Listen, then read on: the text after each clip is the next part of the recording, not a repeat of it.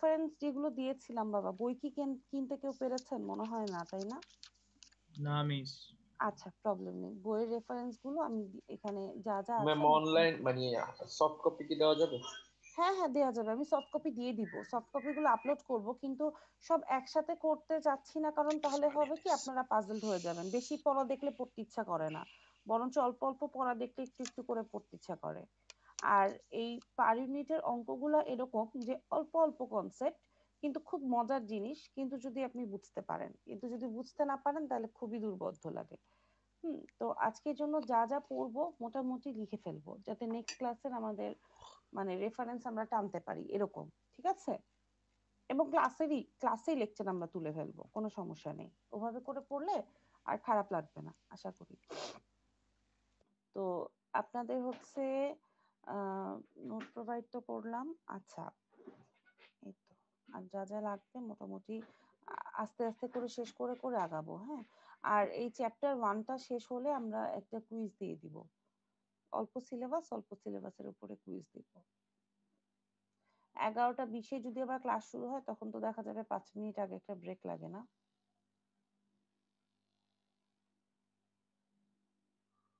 Thesis start করেছেন আপনারা? না মিস, এখনো শুরু হয়নি। জি ম্যাম করেছি। আচ্ছা, কারো কি আইডিয়া আছে যে পেপার কেমন করে লিখতে হয়, বা কনফারেন্স পেপার বা জার্নাল লেখার কারো কোনো আইডিয়া আছে? আচ্ছা, এটা আমরা মোটামুটি কিন্তু মানে হয়তো থিওরিতেও দিতে পারি যে একটা পেপার, জাস্ট যে কোনো একটা টপিকে একটা পেপার রিসেন্টলি 2019-এর বা 2020-এর রিসেন্ট কোনো একটা পেপার নিয়ে আমরা হয়তো একটা কাজ করতে পারি। ওটা যদি তোমাদের লেখা ভালো হয় তাহলে তোমরা কিন্তু এই যে আপকামিং কনফারেন্স গুলো তো এখন সবই অনলাইনে হচ্ছে, সো ভালো একটা কনফারেন্সে যদি মোটামুটি টার্গেট করতে পারো, হালকা পাতলা সিমুলেশন ঢুকায়, তাহলে কিন্তু একটা কনফারেন্স পেপার দাঁড় করায় ফেলতে পারো। বুঝছো? এটা মাথায় রাখবো আস্তে ধীরে, কারণ অনলাইনে তখন কত টাইম না, সকাল 8টা ক্লাসে কষ্ট করে উঠে রেডি হয়ে যেতে হয় না, 7টা 55-তে উঠলেই হয়, তাই না? যাওয়া আসার অনেক টাইম বাঁচে। আচ্ছা, আমার মনে হয় 33 জন এসেছে, আমরা স্টার্ট করতে পারি। হ্যাঁ, আচ্ছা আরেকটা বলে দেই, রেকর্ড এখন আমি করছি ঠিকই, কিন্তু রেকর্ড কিন্তু এখন দেয়া হবে না। হ্যাঁ, সুতরাং আমাদের লাইভ ক্লাসেই থাকতে হবে, কারণ হচ্ছে ইউনিভার্সিটির রুল এখনো মানে আপাতত আমাদের নিষেধ করেছে রেকর্ডিংটা দেওয়ার জন্য। হ্যাঁ, কিন্তু তারপরে রেকর্ডিং করে রাখছি, যে পরবর্তীতে যদি লাগে আমাদের তাহলে রেকর্ডিং প্রোভাইড করব, কিন্তু অ্যাটেন্ডেন্স যাতে না কমে যায় বাবা। ঠিক আছে? আচ্ছা, স্টার্ট করি তাহলে। 36 বাজে। Yes ma'am. মিস। ও,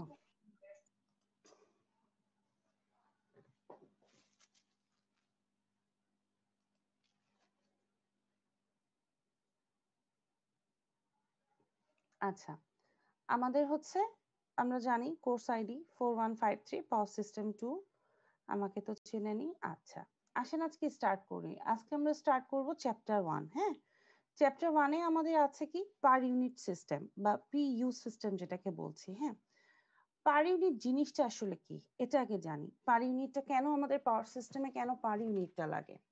আচ্ছা, প্রথমে যেটা আমরা বলছি যে পার ইউনিটটা আসলে পাওয়ার সিস্টেমের কোয়ান্টিটি গুলো কি কি বলতো?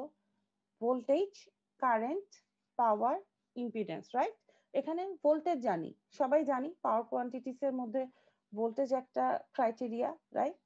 কারেন্ট আর একটা ক্রাইটেরিয়া, পাওয়ারটা কি আসলে ভোল্টেজ আর কারেন্ট, তাই না?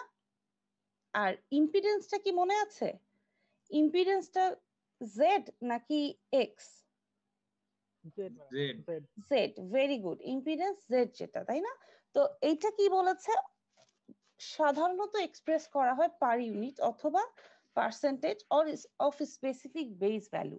জিনিসটা কি আমি বুঝিনি, মনে করো একটা পার্সেন্টেজে, এতটুকু তো বুঝছো যে একটা পার্সেন্টেজে এই 4টা জিনিসকে কি করা হয়, এক্সপ্রেস করা হয়। হ্যাঁ, তো এখন আসো আরেকটা কি বলে দেখি। বলেছে যে per unit value of any quantity is defined as the ratio of actual value in any unit to the base or reference value in the same unit. আরেকটা জিনিস বুঝলাম যে এখানে আমরা রেশিও দিয়ে বলি বা পার্সেন্টেজে বলি, এবং জিনিসটা কি হচ্ছে, অ্যাকচুয়াল ভ্যালু এবং একটা রেফারেন্স ভ্যালু দরকার, তাই না? আচ্ছা, তো এখানে বলেছে যে যেই কোয়ান্টিটিটাকে আমরা পার ইউনিটে কনভার্ট করছি সেটারই নিউমেরিক্যাল ভ্যালু দিয়ে আমরা সেম বেস সেম ডাইমেনশনে করছি। আচ্ছা বলো তো যে পাওয়ার ফ্যাক্টর যেমন কি S by P by S, তাই না? পাওয়ার ফ্যাক্টর নাকি S by P? P is equal to কি ভিআই কস থিটা, তাহলে কস থিটার কি পি বাই এস না? আচ্ছা, এটাও তো একটা রেশিওই, তাই তো? আচ্ছা, এখন আসো, কোনো কারণে ধরো কোনো একটা সিস্টেমে আমি বলছি বেস ভোল্টেজ আমার 20, আমি বলে দিলাম এটা বেস ভোল্টেজ 30ও হতে পারে 40ও হতে পারে, হ্যাঁ? তাহলে যদি আমি বলি যে 11 কেভি কে তুমি পার ইউনিটে এক্সপ্রেস করো, তাহলে এই যে এই তিনটা আমরা সূত্র দেখলাম এখান থেকে কি বলছি যে অ্যাকচুয়াল ভ্যালু ডিভাইডেড বাই কি বেস ভ্যালু, তাই না? তো এটা আমি কেন কি করছি সেগুলোর ব্যাখ্যা আমরা একটু পরে যাব। তাহলে এটার আসলে পার ইউনিটটা কি হবে? অ্যাকচুয়াল ভ্যালু ওর জন্য কি 18 না, আর বেসটা কি বলেছি 20, তাহলে 18/20, তাহলে ভ্যালু হবে 0.9 পার ইউনিট। আর 0.9 কে তুমি যদি কনভার্ট করো পার্সেন্টেজে তাহলে সেটা কত হচ্ছে 90%, ঠিক আছে? আচ্ছা, তাহলে তুমি এখান থেকে কি বলতে পারো যে পার ইউনিট কোয়ান্টিটির অ্যাকচুয়ালি কিভাবে রিপ্রেজেন্ট করি? একটা কি অ্যাকচুয়াল ভ্যালু ডিভাইডেড বাই কি বেস ভ্যালু, বা actual quantity divided by base quantity. আচ্ছা, এই যে অ্যাকচুয়াল কোয়ান্টিটি আর বেস কোয়ান্টিটি, এখানে দেখো আমি যে পার ইউনিটটা বের করেছি, এখানে এটা 18 কেভি ছিল, এটাও কত ছিল 20 কেভি, 20 কেভি। তাহলে দুইজনেরই তো ইউনিট সেম, তাহলে এটার কি কোনো ডাইমেনশন থাকবে? না মিস। না না, তাহলে এটা হচ্ছে কি ডাইমেনশন লেস হবে। তাহলে অ্যাকচুয়াল কোয়ান্টিটি বলতে আমি কি অ্যাকচুয়াল ইউনিটে বুঝবো, আর বেস কোয়ান্টিটি বলতে কি বুঝবো same unit as actual quantity. বোঝা গেল?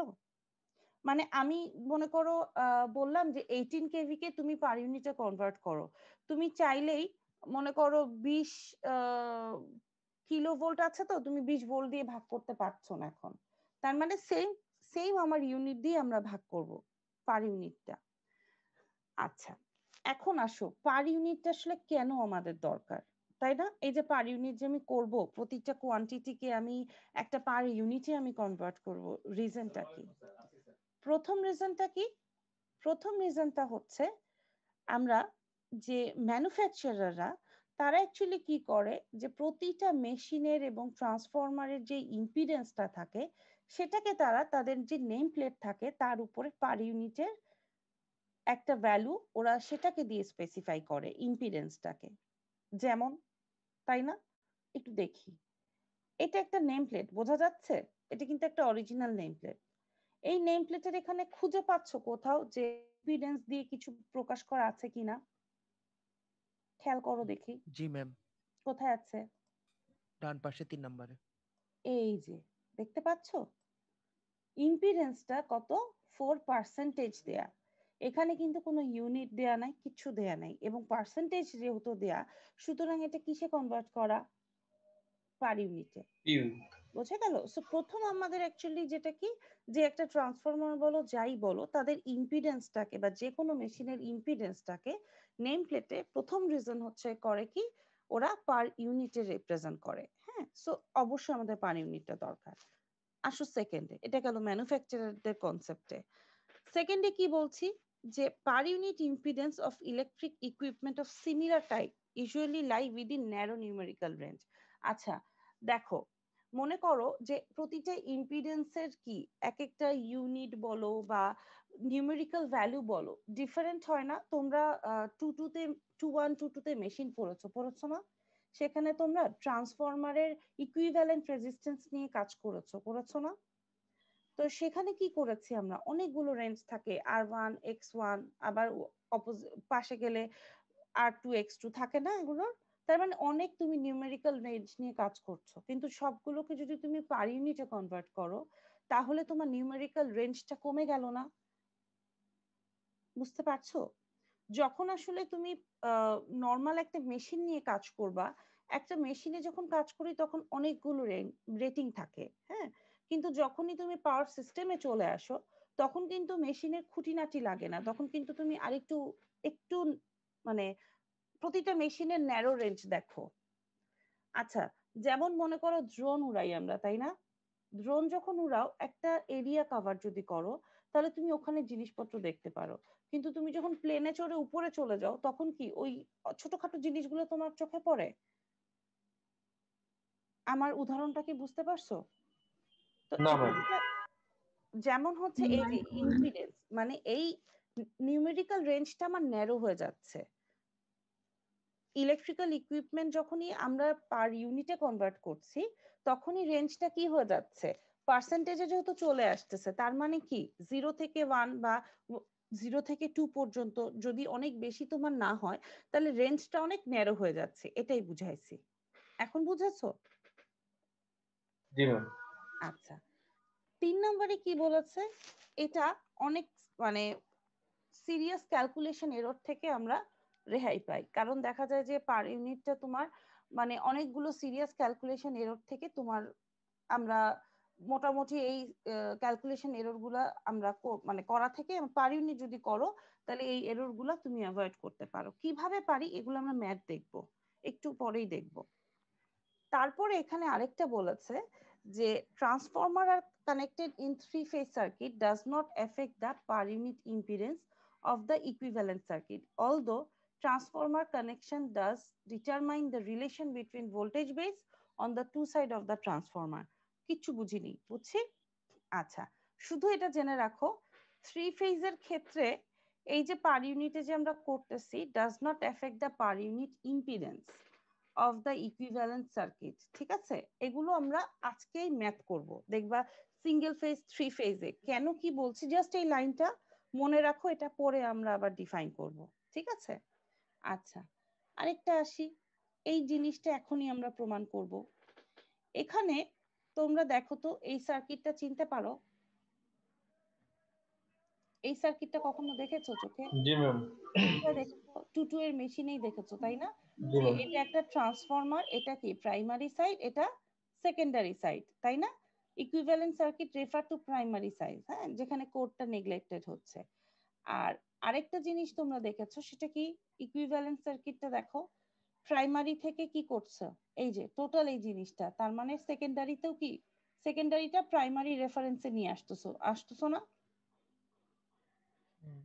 ঠিক আছে, তো এখানে আসলে এখন আসো যে এই তো তাহলে আমার পার ইউনিটের কাজ কি, এই যে সার্কিটটা এবং এই যে সার্কিটটা এখানে আসলে আমরা করছিটা কি, আমাদের কাজটা আসলে বেসিক্যালি কি? এখানে তুমি যদি রেজিস্ট্যান্স নিয়ে কাজ করো, তোমরা তো জানো যে এই পার ইউনিটের তুমি যদি নরমালি প্রাইমারি রেজিস্ট্যান্স এবং সেকেন্ডারি রেজিস্ট্যান্স দুইটা কি সেম হয়?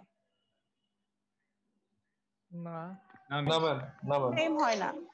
পার ইউনিট যদি নর্মাল তুমি রেজিস্ট্যান্সের ভ্যালু নাও তাহলে কিন্তু ট্রান্সফরমারে হাই টেনশন সাইড এবং লো টেনশন সাইডের রেজিস্ট্যান্সের ভ্যালু সেম হয় না, ডিফারেন্ট হয়, রাইট? কিন্তু তুমি যদি পার ইউনিটে কনভার্ট করো দেখবা কি যে ট্রান্সফরমারের হাই টেনশন সাইডের রেজিস্ট্যান্সের ভ্যালু যা, লো টেনশন সাইডেরও রেজিস্ট্যান্সের ভ্যালুটা পার ইউনিটে সেম আসতেছে।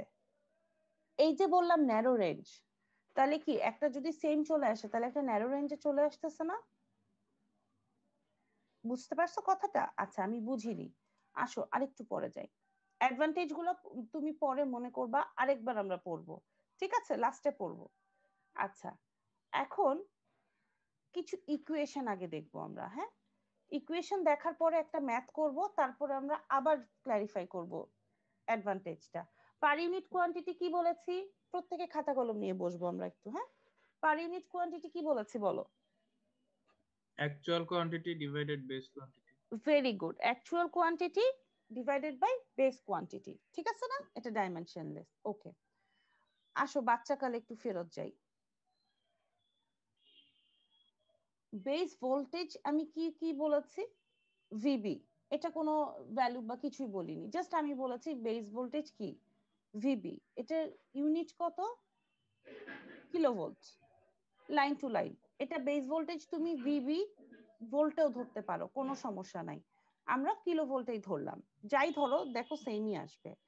আচ্ছা, বেস পাওয়ার তাহলে একটা থাকতে হবে না? এটা সাধারণত একটা সিস্টেমের সবসময় বেস পাওয়ার সেম থাকে, বেস ভোল্টেজটা ডিফারেন্ট হয় ট্রান্সফরমার আসলে, কিন্তু বেস পাওয়ারটা কি থাকে? সেম সেম থাকে। থাকে। প্রতি পুরো সিস্টেমে একটা পাওয়ার, বেস পাওয়ারটাকে সাধারণত সেমই রাখা হয়। হ্যাঁ, আচ্ছা, তাহলে বলো তো একটা সিস্টেমের বেস ইম্পিডেন্সটা কি হবে? বেস ইম্পিডেন্স সূত্র মনে আছে? VB square divided by PB. আচ্ছা, এটাকে পিবিও বলতে পারো অথবা কি বলতে পারো? এসও বলতে VI। পারো, Yes. তাই না? এস মানে কি? Apparent power. পাওয়ার কয় ধরনের মনে আছে? আমি একটু রিভিউ করব। পাওয়ার তিন ধরনের, একটা কি রিয়েল পাওয়ার, পাওয়ার বা রিয়েল Reactive, পাওয়ার, আরেকটা কি power, অ্যাপারেন্ট পাওয়ার।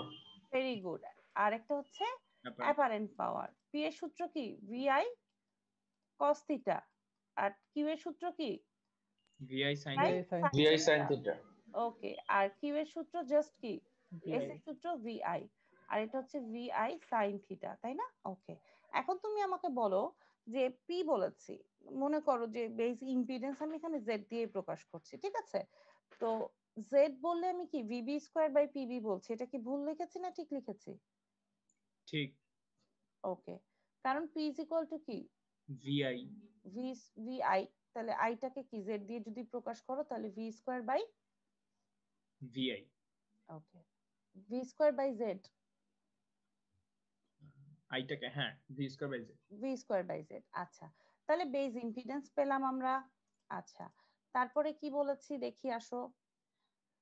তাহলে আমি যদি বলি যে পার ইউনিটে কনভার্ট করো তুমি ইম্পিডেন্সটাকে, তাহলে তুমি কি করবা? পার ইউনিটের সূত্র কি? অ্যাকচুয়াল ভ্যালু ডিভাইডেড বাই কি? বেস ভ্যালু না? বুঝতে পারতেছো? এই যে জেড পার ইউনিট, এই যে পার ইউনিট কোয়ান্টিটি, এটা তো গেল বেস পর্যন্ত। তাহলে এখন প্রতিটার জিনিসের তো একটা নিজস্ব রেটিং থাকবে, থাকবে না? তাহলে এই যে পার ইউনিটে যখন কনভার্ট করব তখন তাহলে সূত্রটা কি হয়ে যাবে? Actual by base. জি ম্যাম। এই বুঝতে পারছো? না বুঝলে বলো, আমি আবার শুরু করব। না ম্যাম, বুঝেছি। বুঝতে পারছি। বুঝতে পারছো তো? আচ্ছা, হুম। তাহলে পার ইউনিটটা কি হবে? যে যে কোনো একটা ইম্পিডেন্সের অ্যাকচুয়াল ভ্যালু ডিভাইডেড বাই কি হবে? Base value.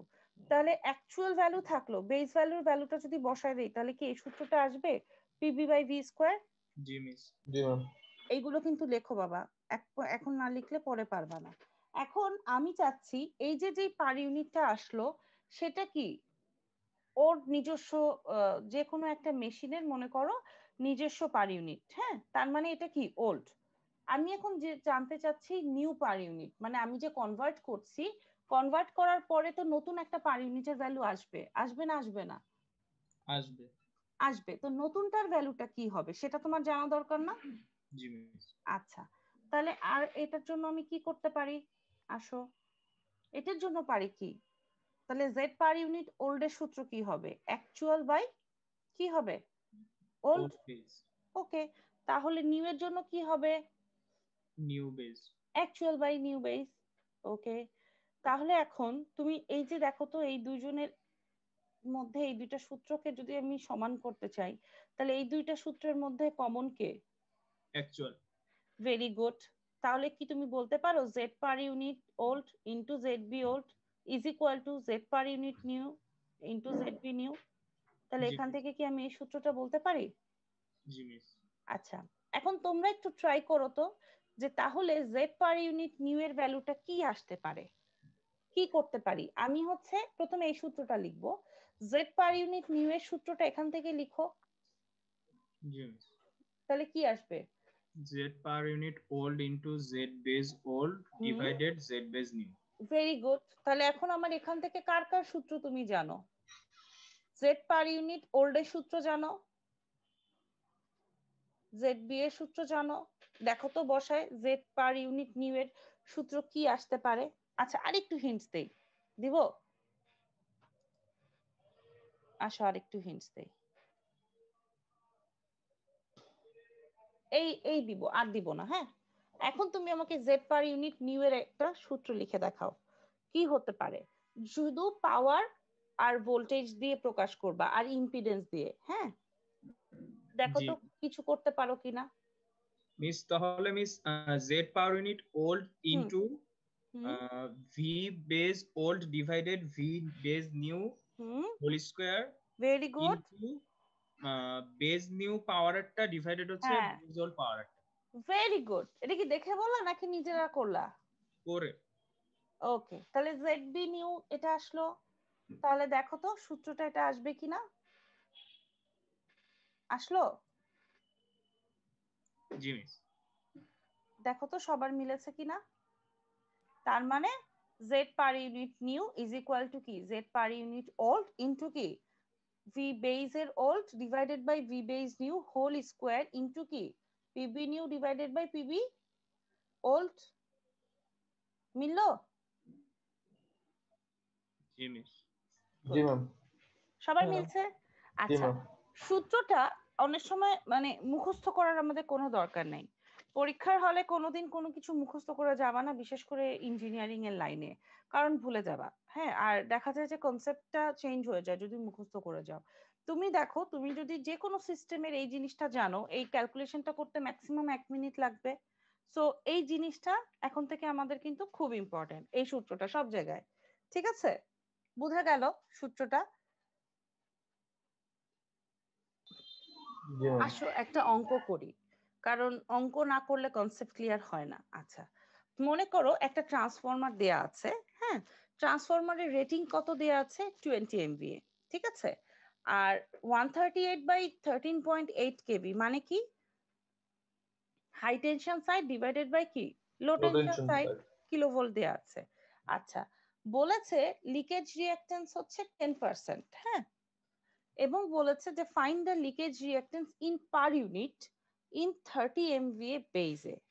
আচ্ছা, তার মানে ট্রান্সফরমারের রেটিংটা কত বলো তো, 20, কিন্তু তোমাকে বেস পাওয়ার কত বলে দিয়েছে, 30। 30। বেসটা যদি আমি 40 বলতাম তাহলে কিন্তু টোটাল পার ইউনিটের ক্যালকুলেশনের ভ্যালু আমাদের কি হয়ে যেত, চেঞ্জ হয়ে যেত না? জি মিস। আচ্ছা, তাহলে এখানে কি কি দেয়া আছে আগে আসলে দেখি। আসো, প্রথম জিনিসটা দেয়া আছে কি, ভিবি ওল্ড। ওল্ড কত, ভিবি ওল্ড 138 কিলো। কিলোভোল্ট। ওকে, তাহলে ভিবি নিউ কত, 13.8। নো, 13.8 তো হচ্ছে লো ও টেনশন হ্যাঁ সাইড। হ্যাঁ হ্যাঁ। কিন্তু ভিবি তুমি তো এটা ধরে নিবা, তাহলে ওল্ড যদি 138 কেভি হয়, তুমি নিউটাও, তোমার যেহেতু এখানে বলা নাই ভোল্টেজটা কত, বেস ভোল্টেজ, সো তুমি ধরে নাও 138। সমস্যা আছে কোনো? না মিস। নাই। তাহলে এখন আসো পিবি ওল্ড। ওল্ড কত, 20, কারণ তোমাকে এখন নিউটা তো বলাই আছে, নিউ কত, বেসটা বলা আছে না, পিবি 30। তাহলে এখন তুমি কি করবা, পিবি নিউ কত, 30। আচ্ছা, তাহলে তোমার সূত্র কি, সূত্র কি, জি miss. Z per unit new, Z per unit old. Old এর ভ্যালুটা কত বলো তো, 0.1। 1 হবে 0.1। 1 10% 10%, হ্যাঁ 0.1। লিকেজ রিঅ্যাকট্যান্স তো 4.1। তাহলে এখানে কি সব ভ্যালু দেয়া আছে? জি মিস। তাহলে একটু ক্যালকুলেশন করে দেখবা কি আসে। 138 divided 138 square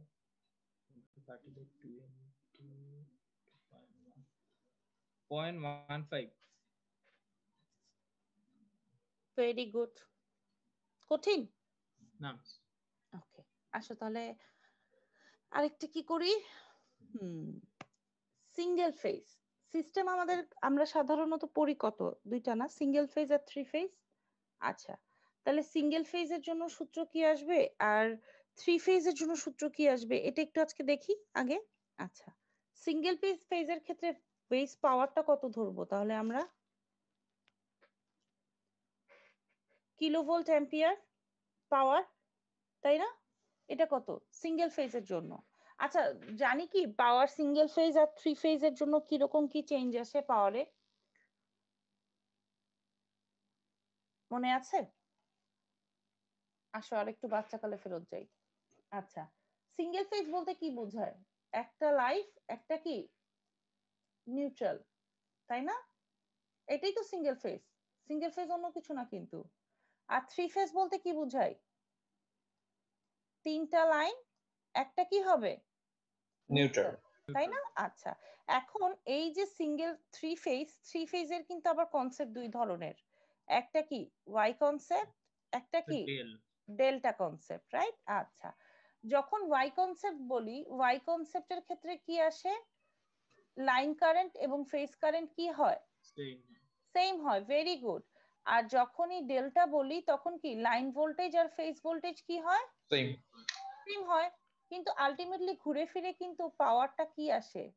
P is equal two যদি বলো তাহলে √3 কি VI VI cos theta. cos theta, তাই না? তো √3 আলটিমেটলি যদি ডেল্টা বলি তাহলে এখানে ভোল্টেজের থেকে √3 এর কনসেপ্টটা আসতেছে, আর যদি y বলি তাহলে কি, সরি y যদি বলি তাহলে ভোল্টেজের জন্য আসতেছে √3, Voltage. আর যদি ডেল্টা বলি তাহলে i এর থেকে আসতেছে, রাইট? এটাই তো, আর তো কিছু না। তো জি ম্যাম।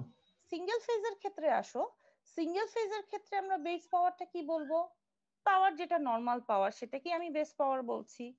তাহলে আসো দেখি বেস ভোল্টেজকে কি বলবো? যেটা normal base voltage kilovolt line to neutral সেটাই বলবো। সিঙ্গেল ফেজ তো, সো লাইন টু নিউট্রালই হবে। তাহলে কি বাকি থাকলো আর?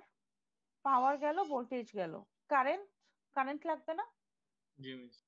কারেন্টের সূত্র কি? Power by voltage.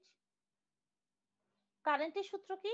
Base kilovolt ampere divided by কি কিলোভোল্ট লাইন টু নিউট্রাল। মানে কি কারেন্ট বলতে কি বোঝাই? পাওয়ার ডিভাইডেড বাই কত? ভোল্টেজ, তাই না?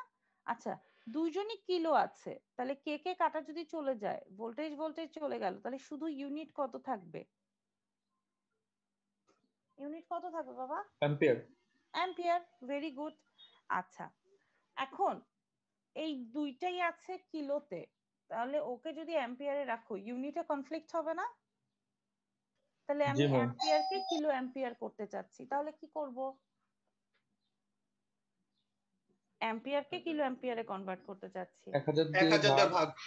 গুড, ভেরি গুড, 1000 দিয়ে ভাগ। আচ্ছা, তাহলে এখন ইম্পিডেন্স বের করতে চাচ্ছি। বেস ইম্পিডেন্সের সূত্র কি? বেস ভোল্টেজ ডিভাইডেড বাই কত? Base base current. কারেন্ট। আচ্ছা, বেস ভোল্টেজের সূত্রটা কত? সূত্রে কি আছে? কিলোভোল্ট। এটা কিন্তু একটা নিউমেরিক্যাল ভ্যালু হবে, রাইট? সো এখানে যেহেতু নিউমেরিক্যাল ভ্যালু দিচ্ছি না, আমরা ইউনিট নিয়ে কাজ করছি যাতে পরে কনফিউশন না হয়। তাহলে এটা কি হবে? Kilovolt line to neutral. আর কারেন্টটা কি হবে? এই ভ্যালুটা তুমি শুধু বসায় দিবা, তাই না? তাহলে এখানে এই যে লাইন টু কিলোভোল্ট কিলোভোল্ট, তাহলে এই দুজনের কি হয়ে যাবে? স্কোয়ার হয়ে যাবে না? আর এখানে কি হবে? Base KVA divided by 1000। আচ্ছা, কিলোভোল্ট কে 1000 দিয়ে যদি ভাগ করো তাহলে কি আসে ইউনিটটা? মেগা। এমভিএ, তাই না? মেগা। তাহলে কি আসবে? Kilovolt square by MVA. আচ্ছা, এগুলো কেন দরকার? এখন মনে হচ্ছে না যে এটা আমি কেন করছি, কি রিজনে করছি? হ্যাঁ, এগুলো অঙ্কের জন্য সামনে কাজে আসবে। তো এগুলো একটু বেসিক আজকে ধরায় দিচ্ছি, কারণ একবারে ডাইরেক্ট অঙ্কে যখন তুমি এই সূত্রটা দেখবা তখন তোমার মনে হবে কোথা থেকে আসলো জিনিসটা। ঠিক আছে? সো এটা যাতে মনে না হয়। এখন কি মোটামুটি ক্লিয়ার হয়েছে যে আমি সিঙ্গেল ফেজের জন্য বেস ইম্পিডেন্সের সূত্রটা আমি কি লিখবো? জি ম্যাম। আমরা অনেক সময় অঙ্ক জি করি মিস। না যে আমরা বুঝি না জিনিসটা আসলো কোথা থেকে আসলে, কিন্তু এই যে দেখো প্রতিটা জিনিসের ব্যাখ্যা আছে। ঠিক আছে? এটা গেল সিঙ্গেল ফেজের জন্য।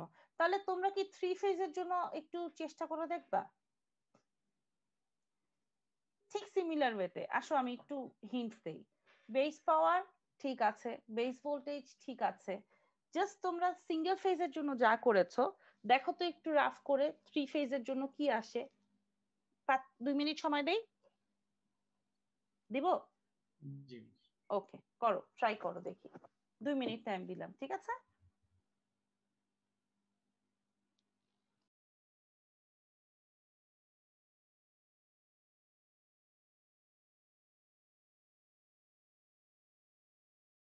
ম্যাডাম এই স্লাইডগুলো আমাদের গুগল ক্লাসরুমে দিয়ে দেবেন না?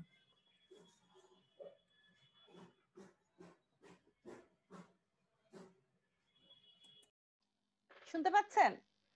ম্যাডাম আমাদের স্লাইডটা আর কি গুগল ক্লাসরুমে দিয়ে দিবেন না? দিলে ভালো হয়। হ্যাঁ, দিয়ে দিলে একটু ভালো হবে, পরে এটা তো আরেকবার। হচ্ছে একদম শীট শীট ধরে করানো, মানে স্যারের যে শীটটা দেখতে পাচ্ছেন না, জি ম্যাম। একদম স্যারের শীটের মানে same to same copy, just একটা দুইটা হয়তো ইনফরমেশন বা ছবি অ্যাড করেছি, কিন্তু চাইলে আমি দিয়ে দিব, সমস্যা নেই। কিন্তু আমার একটা কন্ডিশন আছে, সেটা হচ্ছে পড়তে হবে। পড়েন আপনারা, এই যে ক্লাসে আমরা করে ফেলছি না, এরকম করে নিজেরা লিখলে না ভালো হবে, কারণ স্লাইড দিলে যেটা হয়, আমার ধারণা, এটা আমি পরীক্ষার আগে দিয়ে দিব, কোনো সমস্যা না, আপনাদের জন্যই বানানো স্লাইড। ম্যাম রিপোর্টটা পরীক্ষার আগে দিতেছেন ঠিক আছে, বাট স্লাইডটা দিয়ে দিলে ভালো হয়। স্লাইডে তো মানে দেখে দেখে রিভাইজও করা যায় প্রতিদিন। হ্যাঁ আমি তো দিব, আমি তো বললাম তো দিব, কিন্তু হচ্ছে এখন দিলে পড়াশোনা করবা, তাহলে ম্যাম আগে আগে দিব। পার্সেন্টেজে একটা মার্কস আছে না, ওটার জন্য তো আমরা থাকবোই। আচ্ছা স্লাইডটা দিয়ে দিন রাতে। না বাবা, পার্সেন্টেজের জন্য না, শেখার জন্য থাকতে হবে, পার্সেন্টেজের জন্য থাকলে কি আর হলো? হ্যাঁ, স্লাইড ম্যাম দেখে শেখা যাবে না ম্যাম শুধু। ম্যাম ক্লাসটা করানোর পরে দিয়ে দিন, তাহলে আর আচ্ছা সমস্যা হবে না। ঠিক সেটাই। আছে। আপনারা কি আমার কথা বা পড়ানো বুঝতে পারতেছেন? জি মিস। জি মিস। ওকে, করেন, 3 ফেজের জন্য বের করেন।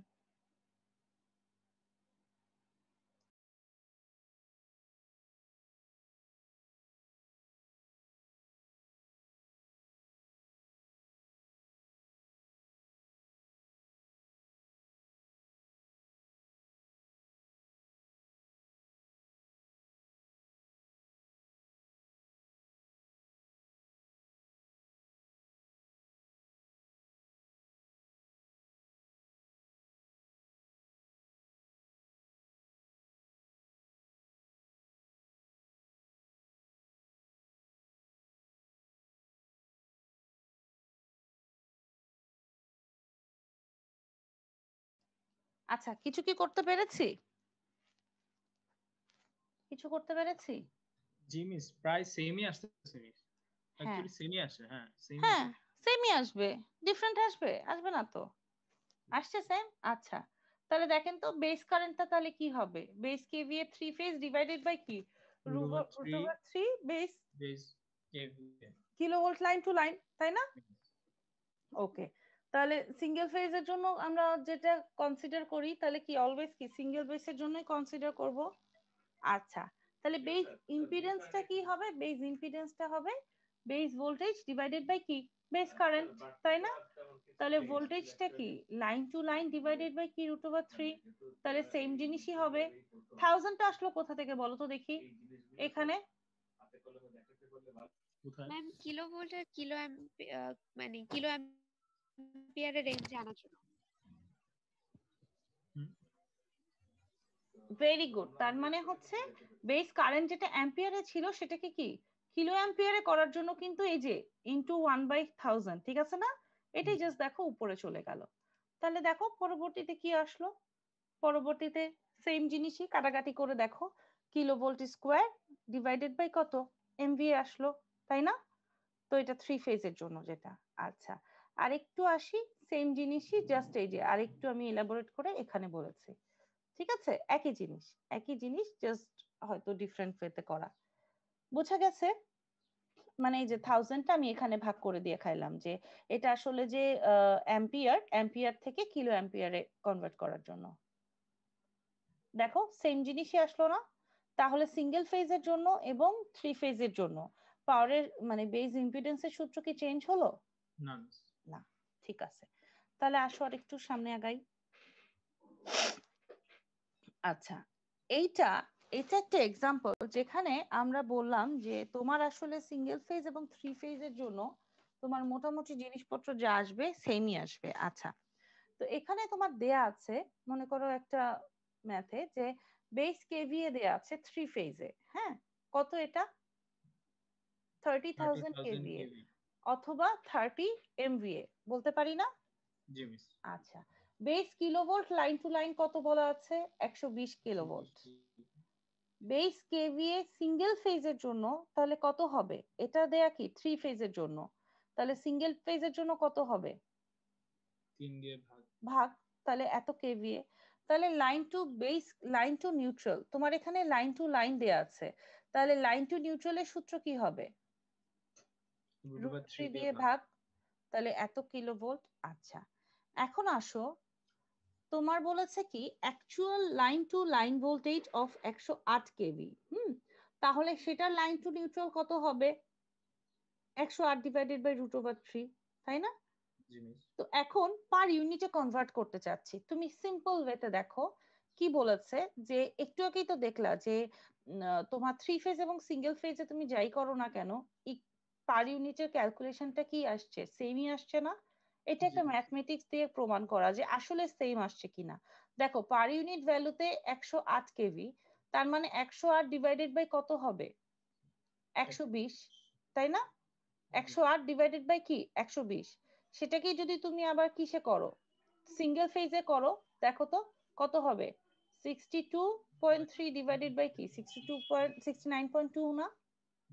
তার মানে তুমি দেখো সিঙ্গেল ফেজের জন্য যা, থ্রি ফেজের জন্য যা, on the basis of three phase আর অন দ্য বেসিস অফ কি সিঙ্গেল ফেজ, ভ্যালু দুইটা কি আসবে? গুড। সিমিলার ওয়েতে থ্রি ফেজেও তোমার কি পাওয়ার নিয়ে, যদি পাওয়ারের যদি তুমি চিন্তা করো, তো তুমি যদি কি করো দুইটা রেশিও নাও পার ইউনিট ভ্যালুতে, তাহলে কত হবে? 18 পাওয়ার যদি হয় 18/30, অথবা কি দুইটাকেই 3 দিয়ে ভাগ করবা না, কারণ এই দুইটাই তো কি থ্রি ফেজে দেয়া, তো আলটিমেটলি আসলে সেমই আসবে। এটাও আবার কি বেসিস থ্রি ফেজের, আরেকটা কি সিঙ্গেল ফেজের। বোঝা গেল? আচ্ছা, এটা জাস্ট প্রতিটার পরে পরে একটা ছোট ছোট ম্যাথ দিছে। এই যে এটাই বলছে, the per unit value of the three phase kVA on the three phase kilovolt ampere base is identical to the per unit value of কি kilovolt ampere per phase on the kVA per phase line। বুঝতে পেরেছো? ওকে, তাহলে দুইটা same আসলো। আচ্ছা, just আরেকটু জিনিস দেখি, এটা কি বলতো, কি বলেছি? Per unit impedance in single phase transformer. আচ্ছা, এই যে একটু আগে একটা আমরা অ্যাডভান্টেজ পড়লাম না, যে রেঞ্জটা আমার ন্যারো হয়ে যায়, পড়েছিলাম তো, তখন আমরা বুঝিনি মাহাত্ম্যটা আসলে কি বা কি বলতে গেছে। আচ্ছা, আসো আরেকটু ডিটেল পড়ি।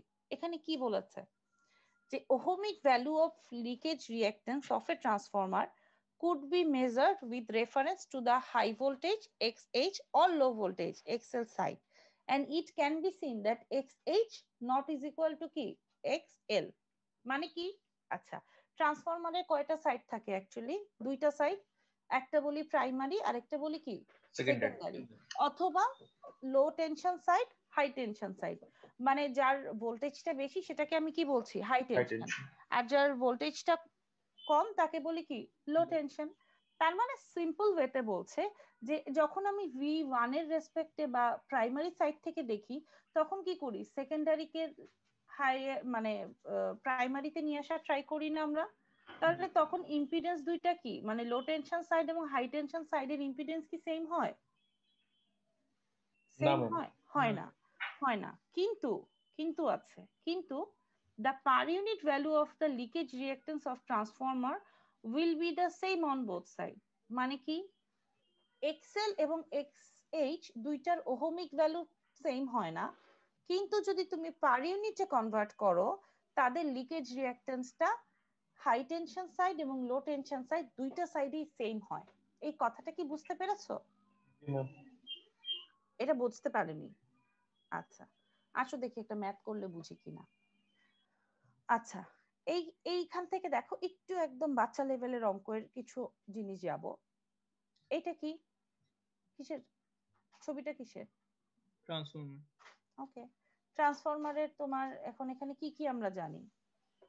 এইখানে কি কয়েলের টার্ন সংখ্যা থাকে, এই এনটা মানে কি number of turn primary side.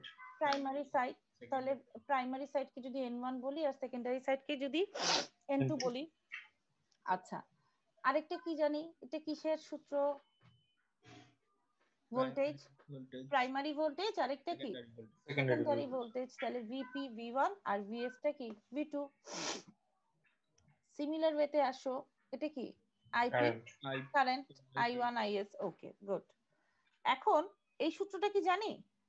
এই জি। রেশিওটা সবসময় কি কনস্ট্যান্ট, মানে v1 by v2 is equal to e1 by e2 is equal to n1 by n2 is equal to i2 by i1, এটা বাচ্চাকাল থেকে পড়ে আসছো তাই না? জি ma'am.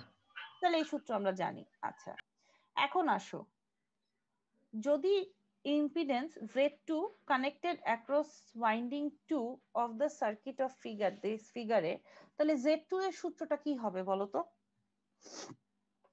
V2 by I2। V2 by I2, এটা কি মানে নতুন কিছু? এটা কিন্তু আমরা বাচ্চাকাল থেকেই পড়ে আসতেছি তাই না? জি ম্যাম। আচ্ছা তাহলে V2 এর ক্ষেত্রে আমরা কি বলতে পারি যে N2 by N1 into V1 বা N1 by N2 into I1, এটা কি আমরা প্রকাশ করতে পারি কিনা? জি মিস। ওকে, তাহলে এখান থেকে আমরা এই লাইনটাতে আসতে পারি কিনা, n1 by n2 whole square n2 by n1 whole square into z1 is equal to v2 by v1 whole square into z1, এখান থেকে এটা আসতে পারি কিনা? জি মিস। এটা কি সবাই আমার সাথে একমত নাকি দ্বিমত পোষণ করছো? একমত। একমত, আচ্ছা।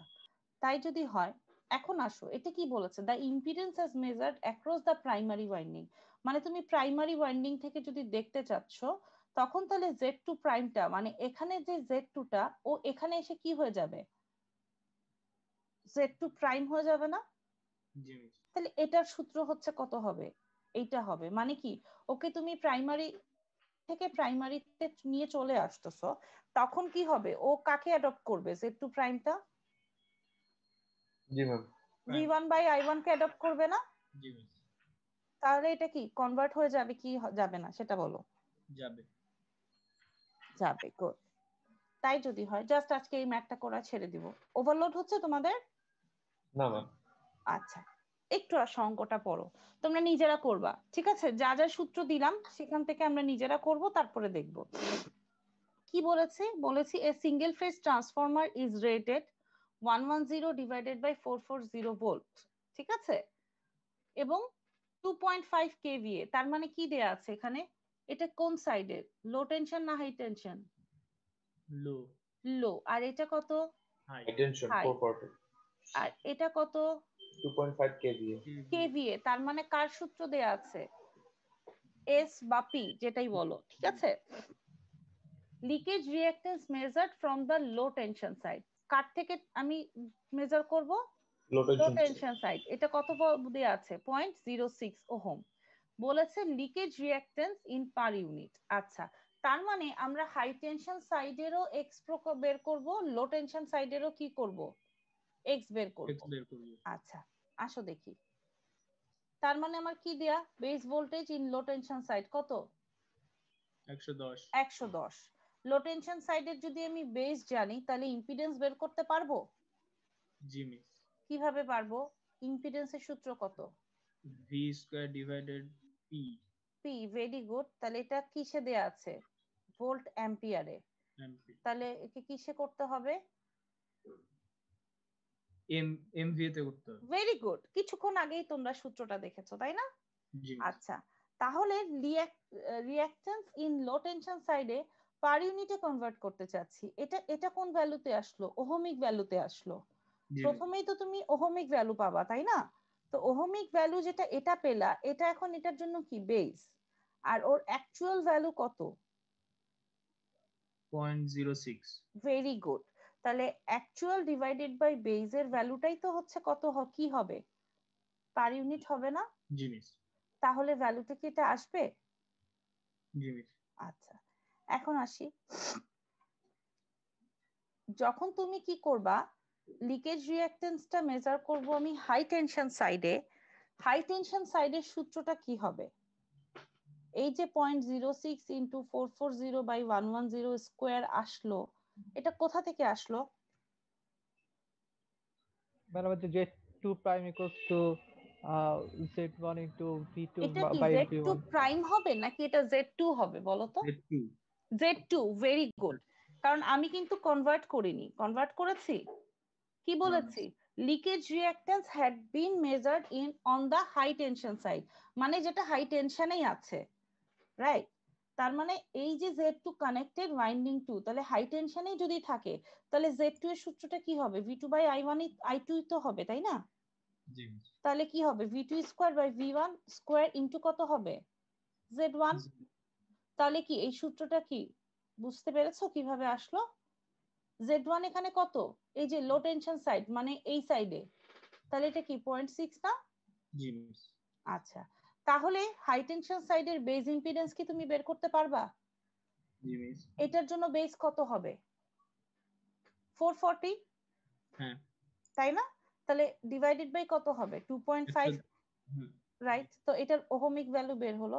আচ্ছা, এখান থেকে তুমি দেখো তো যে বেস বের হলো, এখন তুমি কি এটার জন্য কি বের করতে হবে বলো তো? Per unit value. জি মিস। পার ইউনিটের সূত্রটা লেখো দেখি তোমরা, পার ইউনিটটা কত হবে তাইলে? 0.96 divided 77.5. Very good. তাহলে কত আসলো? সেম। দেখো তো এখন কি তোমরা বলতে পারছো যে ওহমিক ভ্যালু কিন্তু সেম না? দেখো ইম্পিডেন্সের ওহমিক ভ্যালু কিন্তু এটা আসলো 4.84, হাই টেনশনে গিয়ে কিন্তু ওর ওহমিক ভ্যালু কত হয়ে গেল? 77.5। কিন্তু ইম্পিডেন্সের ক্ষেত্রে কি হলো? এক্স এল এর ভ্যালুটা কত আসলো? 0.124, এবং এক্স এ এইচটি এর ভ্যালু কত আসলো? 0.124। তার মানে দেখো যে দুইজনেরই কিসের ভ্যালু সেম আসলো? পার ইউনিটের ভ্যালু, কিন্তু ওহমিক ভ্যালু সেম না। তার মানে রেঞ্জটা তোমরা কি এখন চিন্তা করতে পেরেছো যে অ্যাকচুয়ালি আমরা কাজটা কি করছি? যে ওহমিক ভ্যালুটা যখন নিয়ে কাজ করছি, দেখো এটাকেই বলতেছে কি ওয়াইড রেঞ্জ, 77.5 ওহম আর 4.8 ওহম। অথচ তুমি যখনই ইম্পিডেন্সের পার ইউনিটে কাজ করছো তখন দেখো জাস্ট দুইটারই ইম্পিডেন্স কি হয়ে গেল? সেম হয়ে গেল। তার মানে আমাদের রেঞ্জটা কি ন্যারোতে চলে আসলো না বলো? বুঝতে পেরেছো? এটা আমাদের জন্য একটা অ্যাডভান্টেজ যে একটা মেশিনের আমি বলতে পারছি যে কি বলছে যে একটা মেশিনের জন্য আমার রেঞ্জটা কমে গেল। The current will also have the same per unit value on both sides of a transformer if the magnetizing current is neglected. আচ্ছা, তোমরা ম্যাগনেটাইজিং কারেন্ট সম্পর্কে তো পড়ে আসছো না? লিকেজ, জি জি ম্যাগনেটাইজিং। ম্যাম। তো এই গেল হচ্ছে আমাদের অঙ্কটা। আচ্ছা, আজকের জিনিসটা কি মোটামুটি বুঝতে পেরেছি? আর করানো টাইম আছে? ওকে, আর টাইম নেই, তাহলে এটা পরে করব। আচ্ছা, একটু বলো আজকের ক্লাসে কি পড়লাম, 2 মিনিটে সারবো। হ্যাঁ, কি পড়লাম আজকে ক্লাসে? বুঝতে পেরেছি কিনা, কোথায় পেরেছি কোথায় পারিনি সেটা বলো। কেউ একজন ইন শর্ট ক্লাসে আজকে কি পড়লাম? কোন এই এতগুলো অ্যাডভান্টেজের মধ্যে কোনো অ্যাডভান্টেজ কি আছে যেটা মাথায় ক্লিক করে আছে, হ্যাঁ এই অ্যাডভান্টেজটা আমি ভালো বুঝেছি? নেম প্লেট ছাড়া, নেম প্লেট ছাড়া, এই যে নেম প্লেটে যে দেয়া আছে ম্যানুফ্যাকচারাররা সাধারণত পার ইউনিটটাকে কি ইউজ করে। ওকে, আর দ্বিতীয় ওয়াইড রেঞ্জ ন্যারো রেঞ্জ, আরেকটা এরর কম হয়, আরেকটা আরেকটা ট্রান্সফরমারের ক্ষেত্রে কি হাই টেনশন এবং লো টেনশনে এই যে পার ইউনিটের ইম্পিডেন্সটা কি হচ্ছে?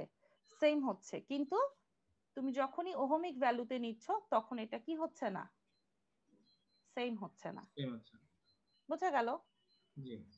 আচ্ছা, মোটামুটি কি আমি বুঝাতে পেরেছি আপনাদেরকে আজকের পড়াটা? জি মিস। আচ্ছা, আপনারা একটু কষ্ট করে যেটা করবেন, এই এতটুকু যতটুকু পড়লাম, যা যা পড়লাম একটু মাথায় রাখবো অঙ্কগুলো। হ্যাঁ,